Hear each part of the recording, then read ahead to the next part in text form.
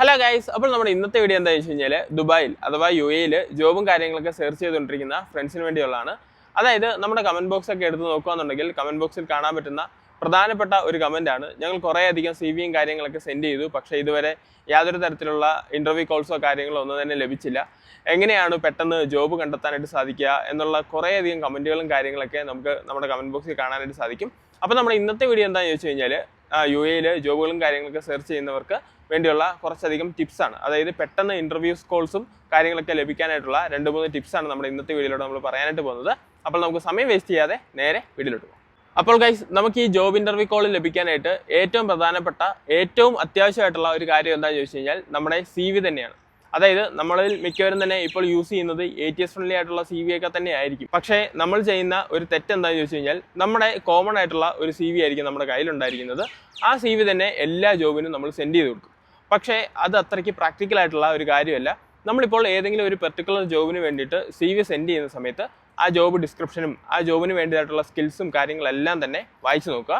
വായിച്ചു നോക്കിയതിന് ശേഷം നമ്മുടെ CVയും അതിനനുസരിച്ച് കസ്റ്റമൈസ് ചെയ്യുക. അതായത് ജോബ് ഡിസ്ക്രിപ്ഷനും അതുപോലെ തന്നെ ജോബ് സ്കിൽസും കാര്യങ്ങളെല്ലാം തന്നെ ആ ജോബിനനുസരിച്ച് നമ്മൾ കസ്റ്റമൈസ് ചെയ്തതിന് ശേഷം മാത്രം ആ CV സെൻഡ് ചെയ്ത് കൊടുക്കുക. ഇനി രണ്ടാമത്തെ പോയിന്റ് എന്താണെന്ന് ചോദിച്ചു കഴിഞ്ഞാൽ നമ്മൾ ഈ ജോബ് കാര്യങ്ങളൊക്കെ സെർച്ച് ചെയ്തെടുക്കുന്നത് ലിങ്ക്ഡിനും ഇൻഡീഡ് പോലുള്ള ആപ്ലിക്കേഷൻ്റെ അകത്തുനിന്നായിരിക്കും.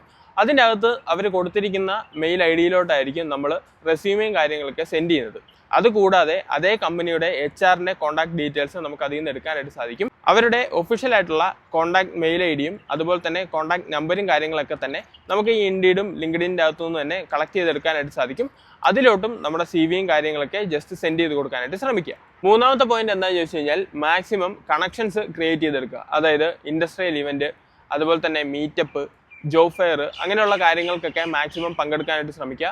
അങ്ങനെ പങ്കെടുത്തതിലൂടെ നിങ്ങൾക്ക് കുറേയധികം കണക്ഷൻസും കാര്യങ്ങളൊക്കെ ലഭിക്കും. അങ്ങനെ കുറേയധികം കണക്ഷൻസ് നിങ്ങൾ ഇവിടെ തന്നെ ബിൽഡ് ചെയ്തെടുക്കാനായിട്ട് ശ്രമിക്കുക. അങ്ങനെയാണെന്നുണ്ടെങ്കിലും നിങ്ങൾക്ക് പെട്ടെന്ന് ജോബ് ലഭിക്കാനായിട്ടുള്ള ചാൻസസ് കൂടുതലാണ്. ഇനി നിങ്ങൾക്ക് ഇന്റർവ്യൂ കോൾ ലഭിച്ചു കഴിഞ്ഞാൽ ചെയ്യേണ്ടതായിട്ടുള്ള 2 കാര്യങ്ങളും കൂടെ പറഞ്ഞുതരാം. അതിൽ ഒന്നെന്ന് പറയുന്നത്, നിങ്ങൾ ഇന്റർവ്യൂ അറ്റൻഡ് ചെയ്യാനായിട്ട് പോകുന്ന സമയത്ത് വെൽ ഡ്രസ്ഡ് ആയിട്ട് പോവുക. അതായത് നല്ല രീതിക്കുള്ള ഒരു പ്രൊഫഷണൽ ലുക്കിൽ തന്നെ ഇന്റർവ്യൂ അറ്റൻഡ് ചെയ്യാനായിട്ട് പോവുക. രണ്ടാമത്തെ കാര്യം എന്താണെന്ന് ചോദിച്ചു കഴിഞ്ഞാൽ നല്ലൊരു സെൽഫ് ഇൻട്രോ പഠിച്ചു വയ്ക്കുക. ഇന്റർവ്യൂ അറ്റൻഡ് ചെയ്യുന്ന സമയത്ത് നല്ലൊരു സെൽഫ് ഇൻട്രോയും അതുപോലെ തന്നെ നിങ്ങളുടെ ജോബിനെ കുറിച്ചുള്ള കുറച്ച് കാര്യങ്ങളും പ്രോപ്പറായിട്ട് തന്നെ പഠിച്ചു വയ്ക്കുക. അതും നിങ്ങളുടെ ഇന്റർവ്യൂവിൽ ഉൾപ്പെടുത്താനായിട്ട് ശ്രമിക്കുക. അങ്ങനെയാണെന്നുണ്ടെങ്കിൽ നിങ്ങൾക്ക് പെട്ടെന്ന് ജോബ് കിട്ടാനായിട്ടുള്ള ചാൻസസ് കൂടുതലാണ്. അപ്പോൾ ശരി ഗൈസ്, ഞാൻ ഏതായാലും ഇന്നത്തെ വീഡിയോയുടെ വെച്ച് വൈൻഡപ്പ് ചെയ്യാനായിട്ട് പോവാണ്. വീഡിയോയെക്കുറിച്ചുള്ള അഭിപ്രായങ്ങളും കാര്യങ്ങളൊക്കെ നമ്മുടെ കമന്റ് ബോക്സിൽ അറിയിക്കുക. ഇനിയും ഇതുപോലുള്ള പുതിയ ഇൻഫോർമേറ്റീവ് വീഡിയോസുമായിട്ട് നമ്മൾ വീണ്ടും വരുന്നതായിരിക്കും. അപ്പോൾ അടുത്ത വീഡിയോയിൽ കാണാം ഗൈസ്. അടുത്ത വീഡിയോയിൽ കാണുന്നവരെ ബൈ.